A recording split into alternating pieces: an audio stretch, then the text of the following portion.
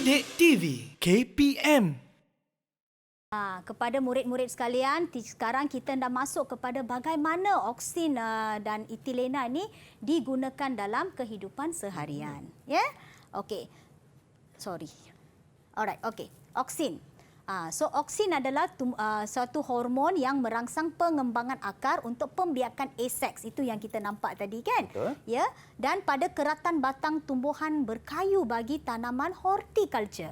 Irfan faham horticulture tu apa? Belum faham. Mungkin cikgu berjelaskan. Okey. So horticulture ini adalah satu bidang di mana kita menghasilkan tumbuhan yang artistik. Yang cantik. Cantik. Okay. Seperti pokok-pokok bonsai ni. Tadi saya nampak Irfan tengok, mesti Irfan pernah nampak dengar tentang bonsai, Pernah. betul? Dan mahal juga harganya. Ya, sangat-sangat mahal. Itu sebabnya teacher bawa yang plastik saja, ya. Okey.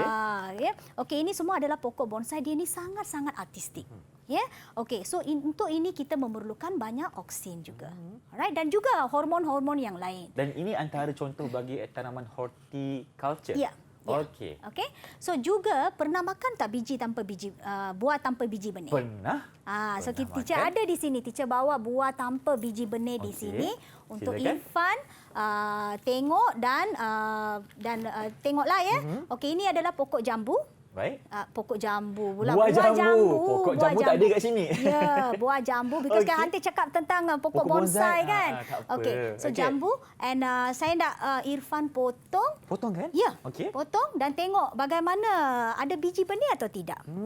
Okey, baik. Kalau cikgu izinkan, Irfan Ya. akan potong buah jambu ni kepada dua bahagian di mana kita nak lihat sama ada biji ataupun tidak. Jadi, sebelum menggunakan pisau, Abang Irfan nak ingatkan kepada semua untuk berhati-hati dan kalau boleh dapatkan pengawasan dari ibu bapa ataupun cikgu di sekolah lah. Ya. Okey, kita potong dulu. Nak tengok ada ke tidak biji di dalamnya. Okey. Macam mana cikgu? Dia ni bijinya tak begitu banyak. Betul. Tapi sebenarnya ini adalah satu daripada konsep kaedah partenokarpi. Okey. Okey. Selalunya biji pernah tengok tak kalau pokok jambu kan biji benih dia sangat banyak. Betul. Kalau kita Betul? nampak sebelum ni memang banyak. Nak makan pun susah ya, juga. susah. So ini adalah satu kaedah di mana mereka akan menyemburkan hormon oksin kepada kepada bunga yang belum disenyawakan. Nampak di sini? Bunga yang belum disenyawakan. Nampak?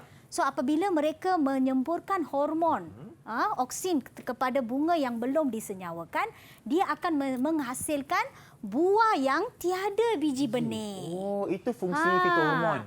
So Irfan boleh potong juga anggur ini untuk tunjuk. Boleh potong anggur? Okey. Ya, boleh. Baik, Irfan cuba ambil So hari satu. ini kita buka kedai buah-buahan. Betul lah, kita ada buah jambu, ini buah anggur pula. Dan kita nak lihat sama ada buah anggur ni ada ke tidak biji di dalamnya. Okey. Hati-hati. Hati-hati risau. Tak ada. Tak ada.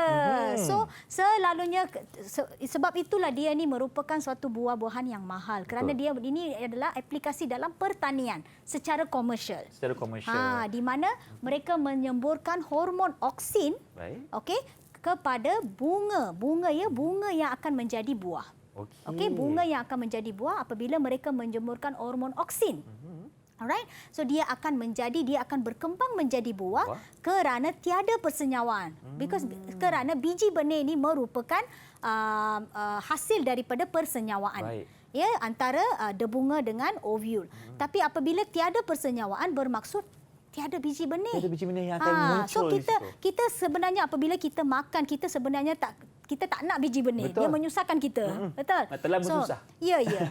So yang ini senang saja boleh makan kan? Ya, Sebab betul. itu dia ni lebih mahal. Ini adalah merupakan satu contoh aplikasi hormon oksin dalam kehidupan seharian. Sekarang ni baru Irfan faham cikgu kenapa kalau buah-buah yang kita dapat di kedai-kedai kan dia mahal sebab tak ada biji. Ya. Itu satu, tapi sebabnya lagi satu sebab dia telah diletakkan fitohormon di bunga yang belum disenyawakan. Ini semua adalah aplikasi dalam pertanian dalam tumbuhan komersial ya. Baik. Alright, okey. Sekarang kita masuk kepada etilena. Baik. Ya. Okey, etilena merangsangkan pemasakan buah. Tadi saya nampak Irfan terfikir-fikir, tertanya-tanya kenapa ada dua jenis pisang. Betul. Satu yang memang kuning dan masak sepenuhnya, satu lagi ialah warna hijau. Itu adalah aktiviti yang kita akan tengok dalam segmen seterusnya. Tetapi sekarang teacher nak jelaskan dulu ya. So dia merangsangkan pemasakan buah, dia digunakan secara komersial. Okey, dia ni sangat digunakan secara meluas. Ya Irfan, dia sangat digunakan secara meluas Right. kerana nilai komersial hormon yang tinggi. Etilena ini adalah sebenarnya suatu gas. Gas etilena. Okey. Gas. Dia ni sebenarnya gas. Alright. So secara komersial untuk merangsang pemasakan buah dengan cepat, bukan saja cepat secara sekata. Okey. Ya. So mungkin kadang-kadang dalam secara semula jadi apabila hormon ni dikeluarkan, dia mungkin tidak sekata. Tetapi apabila secara komersial, pernah rasa tengok tak dia ni semua secara sekata. So buah tu masak secara sekata. So ini semua disebabkan oleh etilena. Alright. Okey. So itu sebabnya kita mempunyai tumbuhan bermusim. Betul. Buah-buahan bermusim. Apabila ada suatu buah itu dalam satu pokok itu sudah masak, dia akan menghasilkan gas etilena, Irfan. So dia akan bukan saja dia masak, dia akan menyebabkan buah-buah kawan-kawan serata Pun dia masak semua juga. masak juga. Okey. Kerana dia ini adalah gas. Sebab itu dia cepat merebak. Cepat merebak. Itu Ya. fungsi gas Okey, etilena. dia merangsang pembungaan secara serentak pada tumbuhan dalam ladang. Sebab itu kita ada seasonal atau kita kata semusim. Musim, ya. So itulah dia. Bukan sepanjang tahun kita boleh dapat. Betul. Ya, dia ada hormon yang menggalakkan Dan pertumbuhan-pertumbuhan bila dia ini. wujud, cikgu, dia akan membantu di kawasan sekelilingnya untuk tumbuh dengan cepat dan sekata. Sebab itu satu pokok tu mungkin kita ada satu pokok rambutan saja di sana. Rambutan tu semua dia akan berbunga secara serentak dan berbuah secara serentak. Ikut musim. Musim. Disebabkan oleh etilena ni. Ya. Okey, saya ada satu soalan untuk Soalan. coklat. Baru dapat 3, nak lagi. Nak lagi. Nak lagi. Ya. Okey, selalu tak beli buah-buahan kat pasar raya. Selalu. Irfan suka buah-buahan, cikgu. Buah-buahan yang diimport Selalu juga.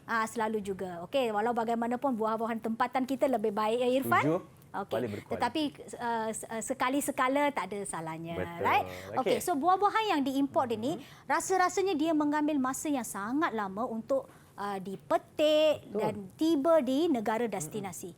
Bagaimana dia boleh apabila mereka jual tu mereka boleh jual buah-buah yang sudah masak dengan sekata dan sedia untuk dijual. Betul juga Macam kan? mana Sebab kalau kita lihat buah-buah yang kita beli walaupun diimport ni, dimasaknya ranum sekata. Ya. Irfan pernah tanya-tanya juga macam mana. Okey, tapi untuk menjawab soalan cikgu, Irfan cuba.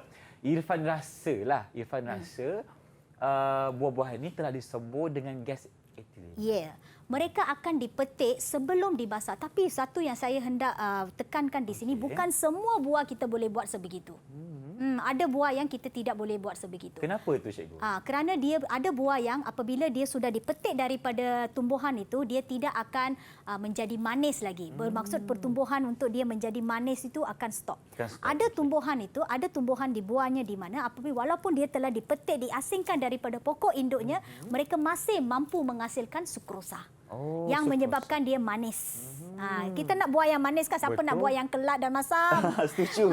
So itu sebabnya bukan semua buah yang boleh dibuat begitu. Walau bagaimanapun mungkin akan ada penemuan terbaru untuk kita menikmati buah di seluruh dunia. Betul, Tapi untuk setakat ini adalah beberapa, ya. Mungkin cikgu boleh bagi contoh sedikit antara buah-buahan yang boleh kita semburkan gas etilena. Anggur, Okey. mangga, pernah tengok blueberry? Pernah. Saya tak tahu macam mana cakap bahasa Melayu. Okey. Blueberry. Okey, so pokok buah-buahan yang seperti ni, dia ni memang dipetik sebelum dia masak daripada pokok induknya, dibungkus ketat, ya. Apabila dia tiba di negara destinasi, baru dia akan disembur. Oleh dia ada pengimport dia untuk buah-buahan ni, mereka akan semburnya dengan etilena supaya buah-buahan ni masak dengan serentak sebelum mereka mengagihkannya ke pasaraya untuk dijual kepada pengguna. Didik TV KPM